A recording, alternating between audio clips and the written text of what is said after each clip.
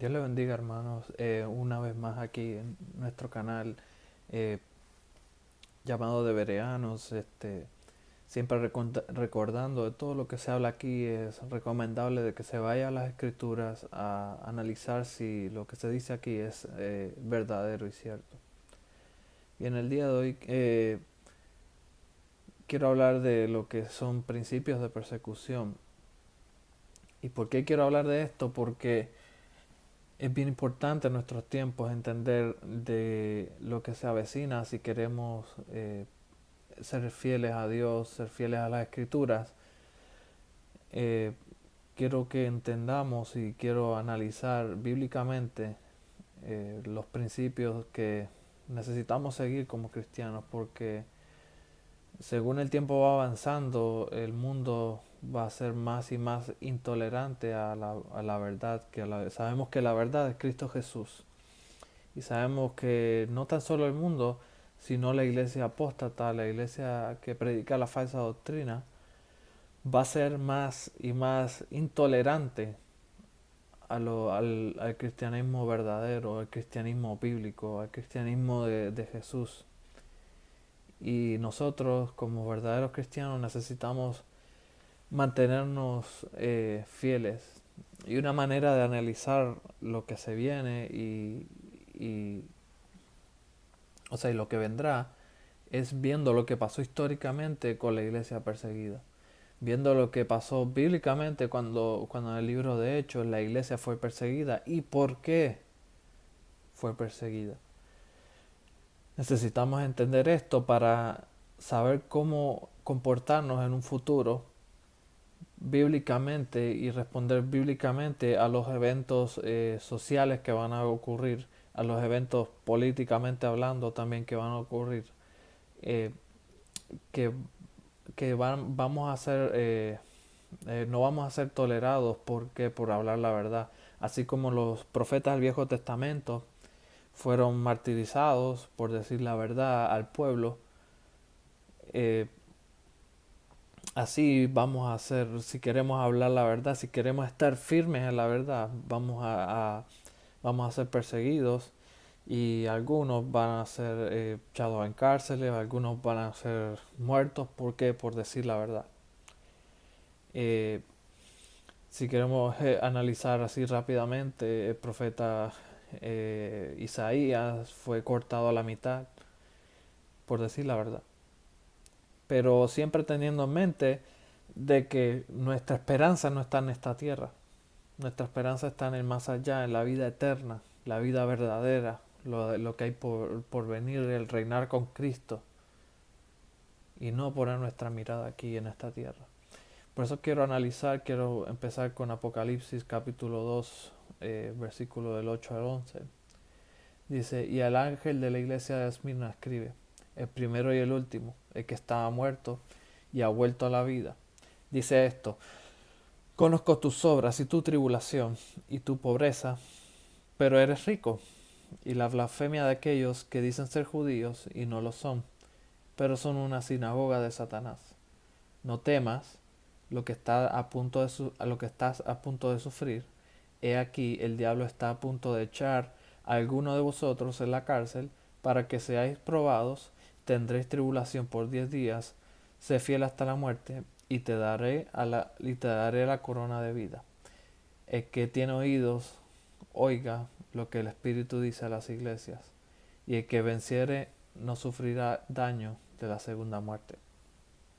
Bien, si dice aquí hablando históricamente, sabemos que esta es la iglesia que vino después de los apóstoles, la iglesia perseguida, la iglesia después de Cristo fue perseguida por 10 emperadores romanos, eh, que los puedes verificar en la historia secular, que no fue hasta Constantino en el año 313 que dejó de perseguir la iglesia.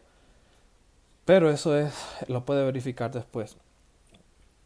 Pero aquí el punto es que la iglesia fue perseguida por 10 emperadores diferentes de diferentes maneras. Hay un libro que se llama El libro de los mártires de Fox, creo que es el autor, que relata historias individuales de gente que fue muerta por ser cristiano. Algunos fueron tirados a los leones, algunos, incluso mujeres embarazadas, fueron tiradas a los leones para que se los comieran, para que se las comieran. Algunos eran quemados vivos y de diferentes maneras, diferentes cosas. Pero Tertuliano decía que la sangre de los mártires es la semilla de la iglesia, que mientras más la iglesia era oprimida, más la iglesia crecía. Porque la gente veía el sufrimiento y decía, por qué sufren si eso es algo que no es verdad? Entonces, a causa de ese pensamiento, muchos fueron convertidos. Entonces, la persecución fue esparcida, o sea, fue esparciendo las falsas doctrinas. Entonces, si analizamos en el libro de los Hechos, cuando vino la persecución después de la muerte de Esteban, los judíos estaban muy cómodos. La iglesia primitiva, la iglesia del libro de los Hechos, estaban cómodos y ellos esperaban que, los gentiles vinieran hacia ellos en la fiesta de los peregrinos. O sea, diferentes fiestas que podemos ver en el libro de los Hechos. Ellos esperaban que los gentiles vinieran a ellos. Ellos no salían. Entonces Dios, a causa de esto, trajo persecución. ¿Para qué? Para que salieran a predicar. Muchas veces la persecución es del diablo, obviamente, pero Dios permite la persecución por uno u otro motivo. Una de las cosas que trae persecución son las falsas doctrinas. ¿Por qué? Porque las falsas doctrinas nos llevan a un declive moral en la sociedad. Si vemos, por ejemplo, la falsa doctrina del Evangelio de la prosperidad, que te promete riquezas en este mundo, que promete cosas materiales, entonces alimenta el, el, el ser codicioso, alimenta la codicia en el corazón, y eso lleva a un declive moral. Entonces trabajamos por aquellas cosas materiales o somos fieles a Dios por esas cosas materiales y el corazón nunca es suficiente, nunca va a tener suficiente y queremos más y más y más y vamos a hacer cualquier cosa para tener más. Entonces eso lleva a un declive moral delante de Dios. Tenemos otra, lo que se llama en inglés sensitive seeker o el evangelio de la psicología, que todo es acerca de mí, que todo está bien con Dios, no importa qué pecado cometa, ok, Dios, no importa, para venir a Dios tienes que venir como tú eres, o sea, con el pecado que tengas, y es Dios a través de su palabra que te cambia, pero hay que arrepentirse de nuestros pecados, hay que cambiar, hay que renovar nuestro entendimiento a través de la palabra. Entonces, las falsas doctrinas, en un modo u otro, cuando nos enfocamos solamente en esta vida aquí y en esta vida humana, lleva a un declive moral en la sociedad. Por ejemplo, en los Estados Unidos, cuando es permitido muchas cosas por la libertad religiosa que tenemos, lleva a ese declive moral, incluso el aborto, diciendo que la mujer tiene derecho, ok, la mujer tiene derecho, pero ¿qué tal la vida de ese bebé que está, o sea, ese bebé no tiene derecho? Entonces, cuando tenemos mucha libertad y esa libertad se convierte en libertinaje, y libertinaje es aquellas cosas que hacemos todo lo que nos complace por complacer nuestras emociones. Cuando hacemos aquellas cosas por solamente complacer nuestras emociones y no razonamos, lleva a un declive moral. Entonces Dios permite la persecución para que la iglesia vuelva a las bases. Entonces necesitamos entender esto. Cuando en Apocalipsis 2, 12, 14, el Dios le escribe a la iglesia de Pérgamo, dice, pero tengo algunas cosas contra ti. Vamos a leerlo desde el principio. Dice, y al ángel de la iglesia de Pérgamo escribe, el que tiene la espada aguda de dos filos, es decir, la palabra de Dios, dice esto. Yo sé dónde moras, dónde está el trono de Satanás, y tú retienes mi nombre y no has negado mi fe, incluso en los días de Antíapas, mi testigo fiel, que fue asesinado entre ustedes, donde Satanás habita. Pero tengo algunas cosas contra ti, porque tienes allí algunos que retienen la enseñanza de Balaam, que siguió enseñando a Balac a poner tropiezo delante de los hijos de Israel, a comer cosas sacrificadas a los ídolos y cometer actos de inmoralidad. Si vamos al Viejo Testamento, cuando la historia de cuando Balaam, que era el profeta, estaba le pidieron que maldijera a Israel, pero él no podía, entonces le dijo al rey, o sea, rápido, una historia aquí rápida, le dijo que le enviara mujeres para que Israel cayera moralmente y desagradara a Dios y que Dios quitara el favor de Israel. Balaam sabía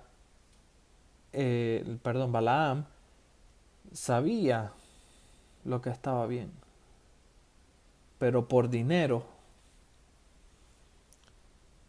cambió, cambió, cambió aquello que estaba bien y trató de, de corromper el pueblo judío para que cayeran por todo por dinero.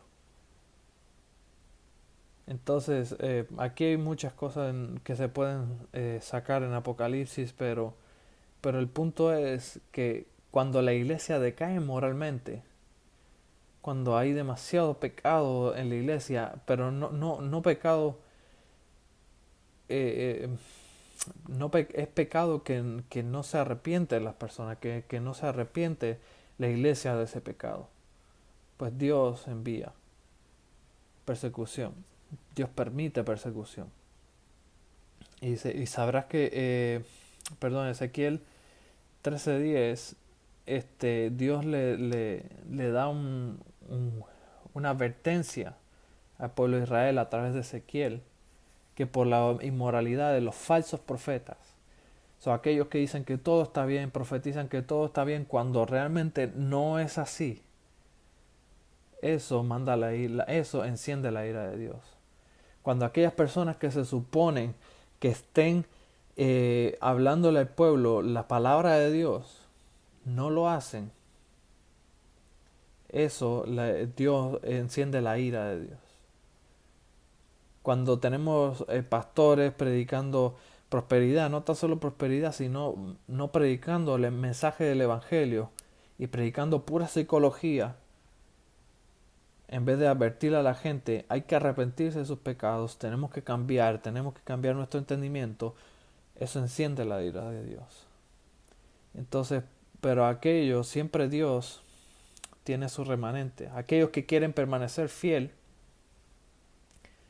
Dios siempre advierte. Dios siempre advierte a todo el mundo, a la iglesia infiel, a la iglesia fiel, de que la persecución viene.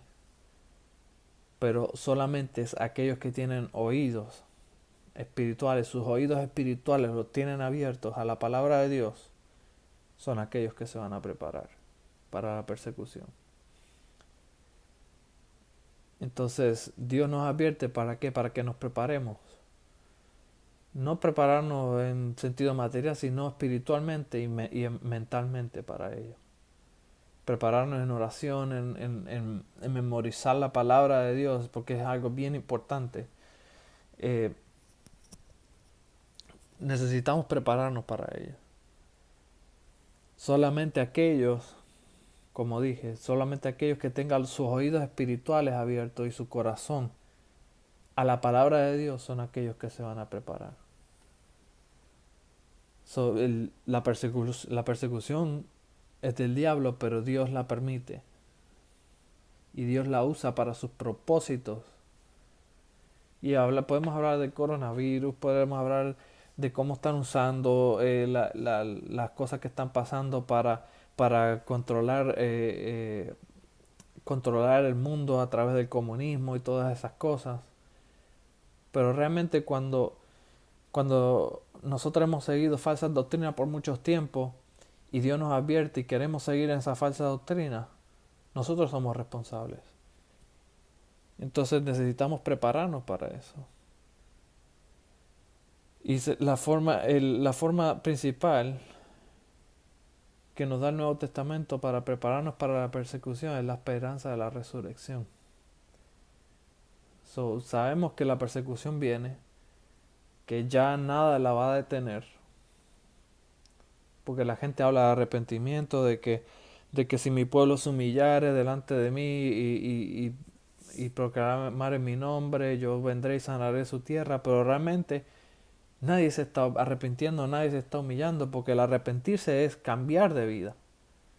Ya yo no quiero hacer esto, Dios cambia mi vida a través de tu palabra.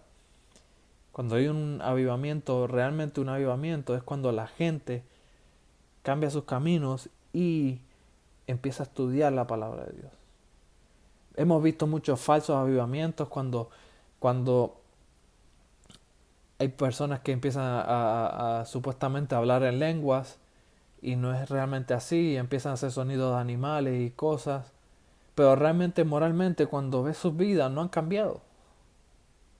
Solamente es algo que supuestamente es espiritual, pero realmente es carnal cuando tenemos el avivamiento de Pensacola, de Rodney Howard Brown. Esos son avivamientos falsos. ¿Por qué? Porque lo que hay detrás de eso es mucha inmoralidad. Ellos mismos, ahora mismo, si vemos sus vidas y las cosas que están haciendo, están arrastrando a la gente a las falsas doctrinas. Hay que Dios te va a prosperar si tú das tanto dinero, Dios te va a prosperar. Y eso no es el evangelio. Eso es un falso evangelio. Pero cuando la persecución viene, los verdaderos cristianos van a permanecer. Y Mateo 24 dice, aquel que permanezca hasta el final será salvo. ¿Y qué es lo que nos da fuerza para permanecer? Primero, el Espíritu Santo de Dios es el que nos ayuda en todo. Y segundo, la esperanza de que Él viene otra vez. No importa cuán oscura sea la noche, Él viene otra vez. Y esta es nuestra esperanza de que Él viene.